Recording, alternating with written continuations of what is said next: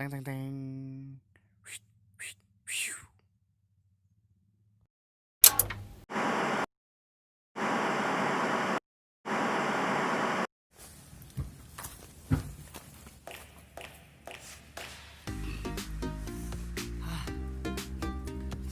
Bismillahirrahmanirrahim. Assalamualaikum warahmatullahi wabarakatuh. Perkenalkan, nama saya Dea Romdon. Saya mahasiswa Pendidikan Bahasa dan Sastra Indonesia, Institut Pendidikan Indonesia IP Garut. Sekarang saya tengah berada di semester 6 tingkat 3. Nah, pada kesempatan kali ini saya akan membahas atau memberikan gambaran secara umum kepada teman-teman semua mengenai proses pelaksanaan KKN yang akan dilaksanakan oleh kita di bawah naungan institusi kita, Institut Pendidikan Indonesia Garut. Nah, video ini saya persembahkan untuk teman-teman saya ataupun rekan-rekan yang akan melaksanakan KKN secara mandiri. Bukan maksud untuk mengajari, tetapi hanya membagikan gambaran secara umum. Nah, sisanya teman-teman bisa penuhi kolom komentar kurang video ini apa dan apa yang bisa saya tambahkan di video selanjutnya. Baik, tanpa berlama-lama, pertama saya akan menyampaikan kepada teman-teman semua, jangan pernah khawatir, tidak usah risau, jangan merasa menjadi beban kegiatan KKN secara mandiri ini, karena setelah teman-teman menyaksikan video ini, teman-teman akan mengetahui gambaran umumnya dan ternyata tidak sesulit yang dibayangkan, tidak akan menjadi pressure yang sangat berat saat kita menjalaninya dengan ikhlas asik. Nah, pada kesempatan kali ini karena kita sudah menginjak tingkat 3, di mana kita akan ada agenda rutin yang biasanya kampus kita laksanakan, yaitu KKN atau kuliah kerja nyata.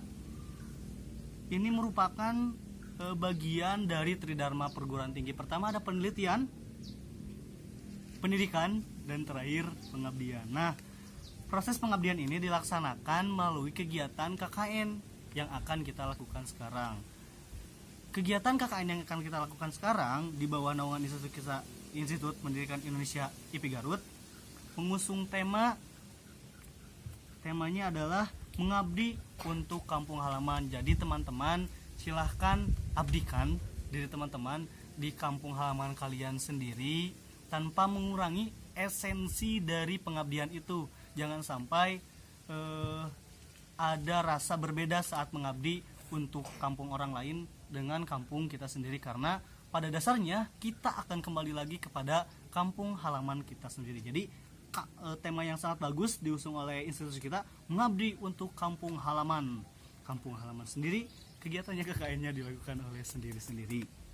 Nah, selanjutnya saya akan memberikan ajakan kepada kalian semua, yuk daftarkan diri kalian di portal kita, portal Institut Pendidikan Indonesia IP Garut. Tinggal klik pada bagian kontrak KKN, kemudian ketika sudah bayar, teman-teman bisa mengontraknya, kemudian memilih DPL dosen pembimbing lapangan sesuai dengan yang teman-teman inginkan. Setelah teman-teman memenuhi kewajiban, setelah itu yuk kita sama-sama kawal hak kita selaku mahasiswa ke 350 pada KKN kali ini. Tahun sebelumnya Rp650.000 dipotong setengahnya karena kondisi pandemi dan kita melaksanakan KKN sendiri. Tapi biasanya mahasiswa kalau berkenaan dengan uang itu agak sensitif. Jadi yuk kita kawal bersama-sama sampai akhir nanti KKN. Uang yang kita bayarkan digunakan untuk apa? Mungkin nanti akan ada sosialisasi dari panitia KKN itu sendiri. Nah, pertama itu yuk kita daftarkan diri kita, penuhi kewajiban kita, dan tinggal nanti kita menikmati hak kita selaku mahasiswa pada kegiatan KKN kali ini. Selanjutnya, saya akan menyampaikan dulu berkenaan dengan perbedaan KKN tahun sekarang dengan tahun sebelumnya. Tahun sebelumnya kegiatan KKN biasanya direncanakan atau dijadwalkan pemilihan tempat, kemudian pembagian kelompok, itu dilakukan oleh institusi kita, Institut Pendidikan Indonesia, memilih tempat yang biasanya terpencil, terjauh, tertinggal. Nah, pada kegiatan kali ini karena ada pandemi, mau tidak mau kita harus melaksanakan KKN di desa sendiri gitu.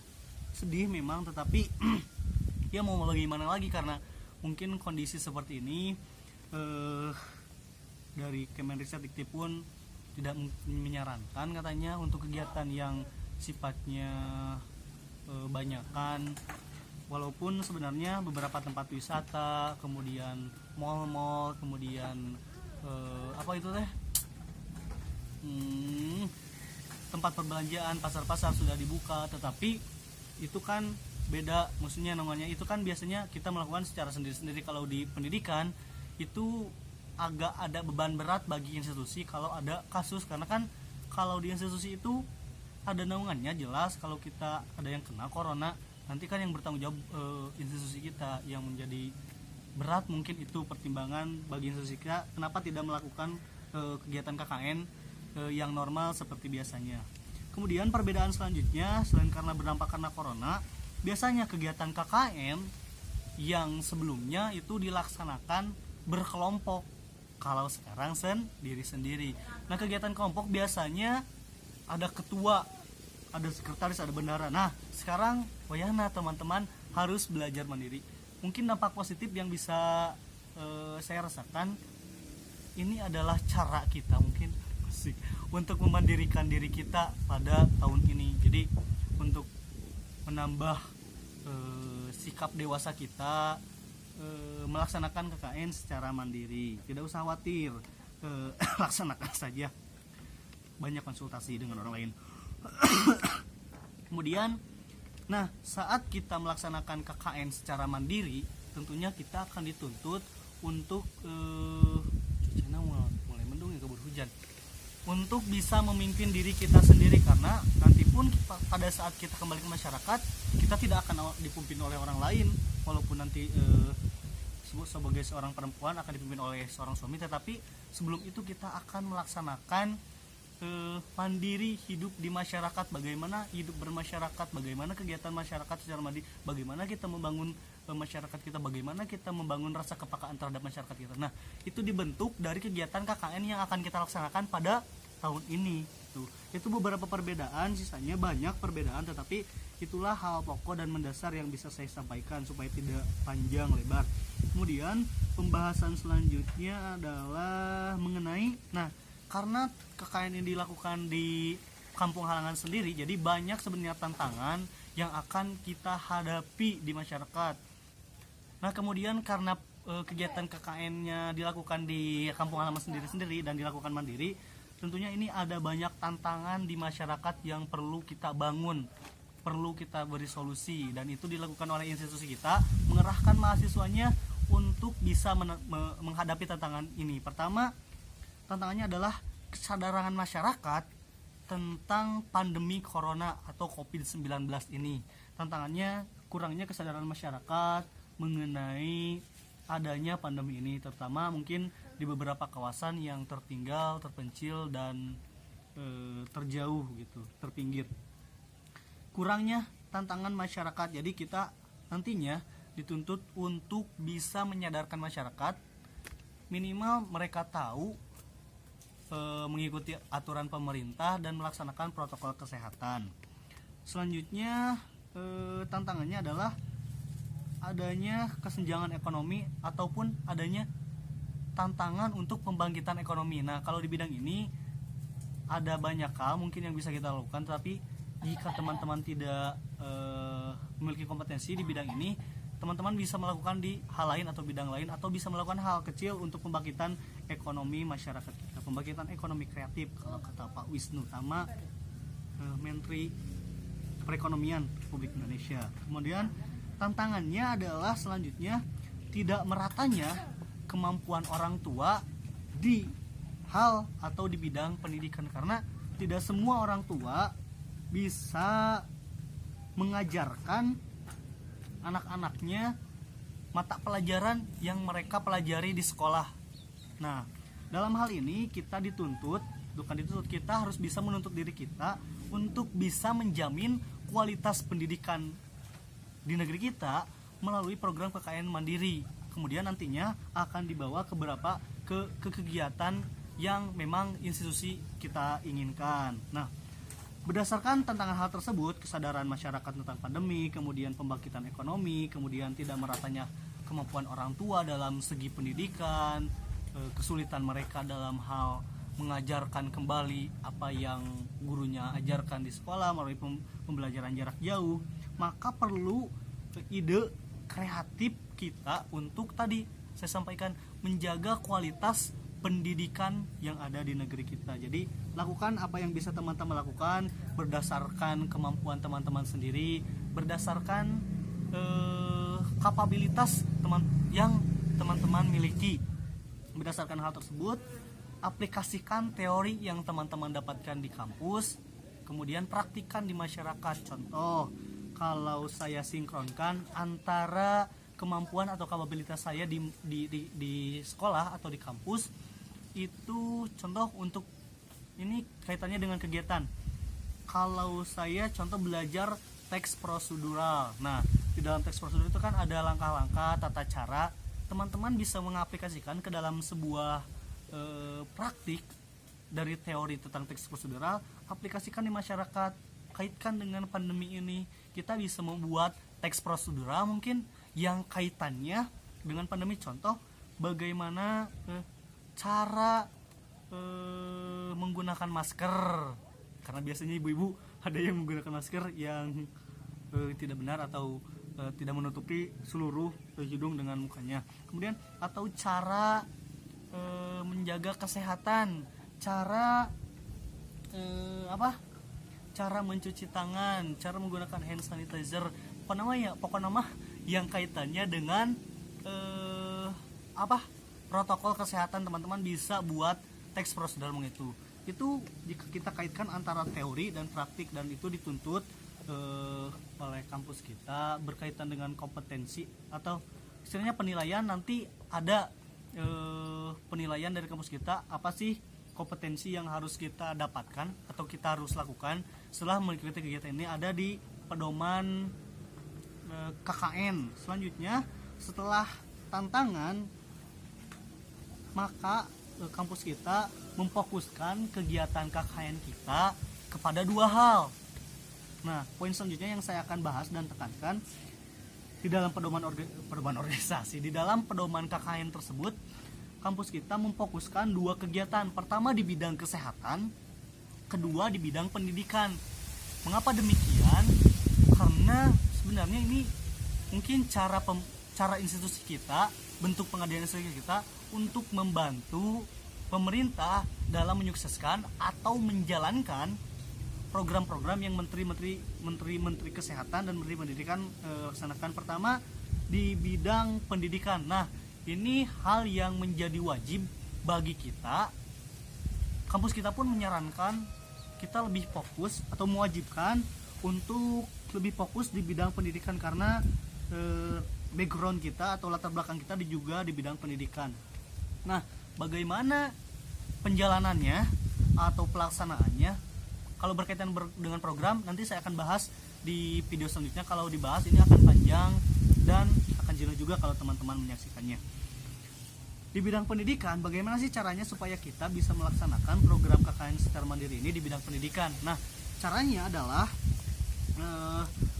teknis di lapangan. Mungkin birokrasi teman-teman harus tetap laksanakan. Bagi sebagian orang mungkin yang tidak hidup di organisasi, kurang mengenal. Nah, makanya ini adalah kewajiban saya membagikan informasi, membagikan pengetahuan, membagikan pengalaman.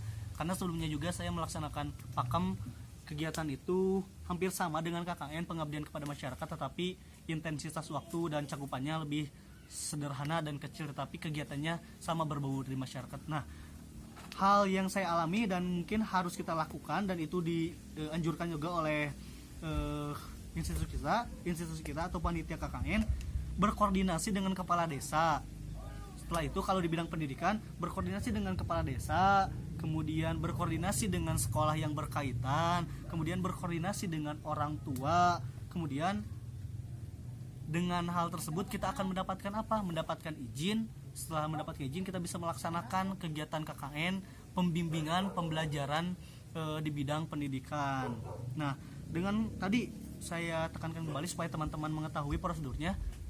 Datang ke kepala desa, nanti saya akan bahas di teknis selanjutnya lebih spesifik lagi.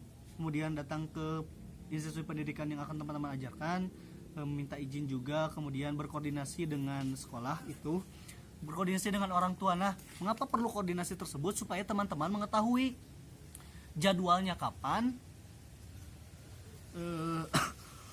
jadwalnya kapan, pelaksanaannya kapan, kemudian bimbingan seperti apa yang bisa teman-teman lakukan ketika teman-teman mengetahui jadwalnya. Oh, pada hari ini belajar ini, teman-teman bisa mempersiapkan diri, kemudian melaksanakannya bimbingan belajar tersebut.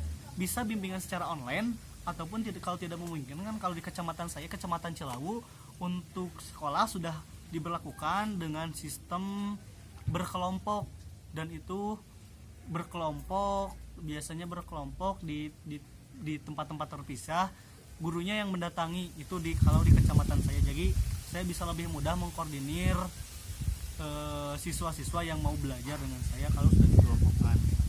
Itu selanjutnya berkenaan dengan refocusing kegiatan yang institusi kita lakukan adalah berkenaan dengan kesehatan. Sama prosedurnya ke desa. Nah, kalau tadi dari desa ke lembaga pendidikan atau ke sekolah, kalau ini berkoordinasi dengan gugus tugas atau relawan COVID. Biasanya itu dibentuk di setiap desa, biasanya berkenaan dengan relawan COVID. Nah, kalau mau teman-teman melaksanakan hal ini sebenarnya program tambahan, tidak wajib. Yang wajib itu di bidang pendidikan, kalau saya baca di pedoman KKN, tapi kalau saya salah bisa direvisi. Itu di bidang kesehatan, program tambahannya kalau teman-teman mampu, kemudian teman-teman bisa melaksanakan kegiatan tersebut, berkoordinasi dengan relawan COVID. Apa sih program yang bisa kita laksanakan? Dengan teori yang kita dapatkan dengan program di bidang kesehatan ini. Nah, teman-teman bisa melakukan pendataan. Mungkin teman-teman pernah mengikuti pelajaran atau mata kuliah evaluasi pembelajaran, atau biasanya pendataan siswa. Nah, ini pendataan masyarakat, nanti kaitannya dengan profil desa. Nanti di profil desa saya akan cantumkan beberapa link yang kiranya perlu teman-teman temukan berkenaan dengan hal tersebut di deskripsi. Jadi nanti kalau teman-teman perlu profil desa saya cantumkan. Kalau teman-teman perlu surat izin, kalau surat izin itu biasanya dikasih oleh panitia KKN. Jadi itu refocusing kegiatan kita di dua hal. Pertama di bidang pendidikan, kedua di bidang kesehatan, berkenaan dengan program atau kegiatan yang bisa dilakukan. Nanti saya ada rencana membahas dengan tingkat saya yang sebelumnya melaksanakan KKN di desa yang ditentukan secara berkelompok. Saya akan berbincang-bincang atau mungkin sharing-sharing kegiatan apa yang mereka lakukan saat KKN di desa tersebut, desa yang berkelompok itu, dan kegiatan apa yang bisa kita lakukan di tengah pandemi ini dengan KKN yang kita lakukan secara mandiri. Nanti saya akan bahas di video selanjutnya. Jadi jangan lupa subscribe videonya supaya dapat notifikasi berkenaan dengan KKN. Nah, selanjutnya setelah tadi saya membahas mengenai ajakan, kemudian perbedaan, kemudian tantangan apa, dan fokus kegiatan kita di mana. Nah, saat di lapangan ini yang menjadi penting bagi teman-teman semua. Mungkin tidak semua tahu bagaimana pelaksanaannya, sulit kalau membaca, kalau tidak dipahami, tapi kalau biasanya divisualisasikan bentuk video seperti ini akan lebih mudah memahami. Saya hanya akan membagi pengalaman saya dan berdasarkan dengan pedoman KKN yang telah saya baca. Berkenaan dengan teknis, pertama teman-teman harus membawa saat pelaksanaan, teman-teman harus membawa surat izin dari institusi terkait atau IP Garut kalau saya sekarang, atau teman-teman yang lain, barangkali ada yang lain menonton video saya, kampus lain, bawa surat izin kepada kepala desa atau surat pemberitahuan akan melaksanakan kegiatan pengabdian di desa sendiri. Saat teman-teman datang ke kepala desa, usahakan di waktu kerja, di jam kerja. Kemudian teman-teman dianjurkan untuk berpakaian sopan, gunakan jas kebanggaan kita, Institut Pendidikan Indonesia. Kenapa demikian? Karena saya pernah mengalami saat datang ke suatu desa pada saat pengabdian tidak berpakaian biasa, menggunakan kemeja, kemudian setelan jeans, sepatu, pernah disangka sebagai sales. Jadi kalau teman-teman nanti datang ke ke kepala desa atau ke kelurahan atau ke desa langsung, pastikan teman-teman membawa surat izin untuk mengetahui sebagai bentuk legalitas. Kemudian teman-teman berpakaian sopan supaya teman-teman diketahui dari mana. Oh, dari tampilannya sudah tahu, oh ini mahasiswa Institut Pendidikan Indonesia mau ada kegiatan ini. Nah setelah itu teman-teman minta izin kepada kepala desa, mau bahasa Sunda boleh, mau bahasa Indonesia boleh. Teman-teman sampaikan secara jelas maksud dan tujuan teman-teman. Nah makanya kita harus membaca dulu pedoman KKN kita supaya apa? Supaya nanti pas ditanya sama kepala desa kita tahu jelas apa yang akan kita laksanakan. Selain itu, ketika kita jelas menyampaikan apa yang ingin kita sampaikan dan apa yang ingin kita lakukan, ini akan menghindari teman-teman dari adanya tuntutan dari desa. Karena biasanya kalau KKN ada tuntutan, maksudnya bukan tuntutan, ada ekspektasi lebih dari desa kepada kita untuk apa ya, istilahnya melakukan sesuatu yang mungkin di luar kemampuan kita. Makanya kita sampaikan, Pak, refocusing kegiatan kita di bidang pendidikan, ini yang bisa saya lakukan. Jika ada kegiatan lain yang bisa mungkin saya lakukan dan bisa saya bantu, bisa hubungi saya, atau pasti saya nanti akan berkoordinasi dengan Bapak untuk kegiatan ini. Nah itu izin kepala desa, berpakaian sopan, jelas dengan apa yang akan kita laksanakan itu sih. Kemudian sebelum ke desa, teman-teman pastikan setiap kegiatan pastikan berkoordinasi dengan DPL atau dosen pembimbing lapangan sebelum, sesaat, setelah. Supaya apa? Supaya kegiatan yang teman-teman lakukan itu berjalan dengan lancar, dengan masukan dari DPL, dengan pengarahan dari DPL. Makanya bangun chemistry dan koordinasi dengan DPL seintens mungkin. Anggap DPL itu orang tua kalian supaya mereka nyahen dan memberikan pengarahan secara ikhlas. Kemudian itu surat pemberitahuan nanti katanya akan diberikan oleh panitia secara bertahap. Dan pada saat datang ke desa jangan lupa meminta profil desa. Template-nya ada, nanti saya akan cantumkan deskripsi video ini. Template profil desa. Teman-teman minta profil desa sebagai bahan kegiatan teman-teman, dan itu nanti akan diminta juga oleh institusi atau DPL. Nanti di profil desa ada tanda tangan RT, RW kalau nggak salah, sama yang lain. Kepala desa juga ada DPL juga. Itu sebagai bentuk mungkin legalitas juga meminta profil desa. Nah tadi ada RT, ada RW. Teman-teman untuk kegiatan ini saya sarankan, kalau biasanya kegiatan KKN berkelompok, saya tidak tahu juga, itu biasanya kegiatannya entah itu cakupannya per desa luas atau tidak. Tetapi kalau untuk KKN sendiri, kegiatan KKN di desa sendiri ini, saya sarankan lebih menekankan fokus saja kepada satu RW.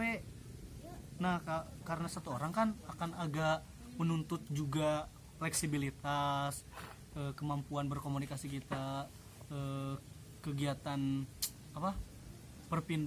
pergerakan kita, mobilitas kita. Makanya karena kalau satu desa saya rasa akan sulit.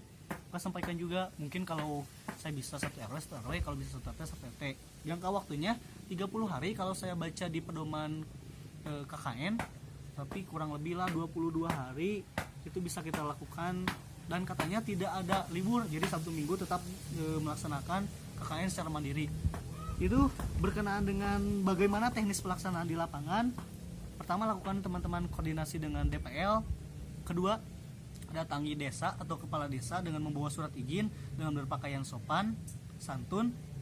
Tunjukkan teman-teman berasal dari background pendidikan. Menyampaikan kejelasan program yang akan kita laksanakan, kejelasan maksud yang akan kita laksanakan. Kemudian meminta profil desa kepada desa. Template-nya ada, nanti bisa teman-teman lengkapi dan saya akan mencantumkannya di deskripsi video ini. Itulah review atau gambaran secara umum, walaupun agak bertele-tele. Mudah-mudahan teman-teman bisa menontonnya sampai selesai supaya tidak ada miskomunikasi. Sisanya teman-teman silahkan ikuti pembekalan KKN yang akan dilakukan oleh institusi kita. Pembekalannya kalau saya baca di pedoman KKN ada pembekalan umum dan pembekalan khusus. Pembekalan umum dilakukan lakukan secara daring, biasanya menyeluruh itu dan umum. Kemudian untuk ada dua pembekalan umum dilakukan oleh institusi, kemudian pembekalan khusus dilakukan oleh DPL, dosen pembimbing lapangan. Jadi saat pembekalan teman-teman tanyakan apa yang ingin teman-teman tanyakan saat jadi pas pelaksanaan, tinggal teman-teman tinggal boga bekal gitu, tinggal perung gitu lah. Itu jangan lupa juga sarannya koordinasi terus sama DPL sebelum, sesaat, dan sesudah kegiatan KKN. Dan terakhir, catat dan dokumentasikan setiap kegiatan yang teman-teman lakukan. Itu yang bisa saya sampaikan. Terakhir di kesimpulan, teman-teman selamat melaksanakan KKN, ikuti kegiatannya sesuai prosedur protokol kesehatan. Jangan lupa berkoordinasi dengan teman yang lain juga, sharing-sharing kegiatan juga, supaya kegiatan yang teman-teman laksanakan lancar. Itu dari saya. Terima kasih atas tontonan videonya, bukan, itu dari saya. Terima kasih telah menonton video gambaran umum secara KKN di desa sendiri. Selamat melaksanakan KKN, semangat, jangan patah arang, yuk bangun komunikasi, yuk berkoordinasi untuk melaksanakan KKN yang lancar sesuai dengan keinginan kita. Sekian dari saya, sekian lagi ya. Sisanya untuk kegiatan atau teman-teman mau request atau mau minta video selanjutnya, bahas dong mengenai tugas DPL, bahas dong mengenai kegiatan-kegiatan, bahas dong mengenai program yang akan kita laksanakan. Bisa teman-teman balaan kolom komentar mau dibahas mengenai apa, tapi rencana saya akan membahas mengenai program yang akan bisa kita lakukan.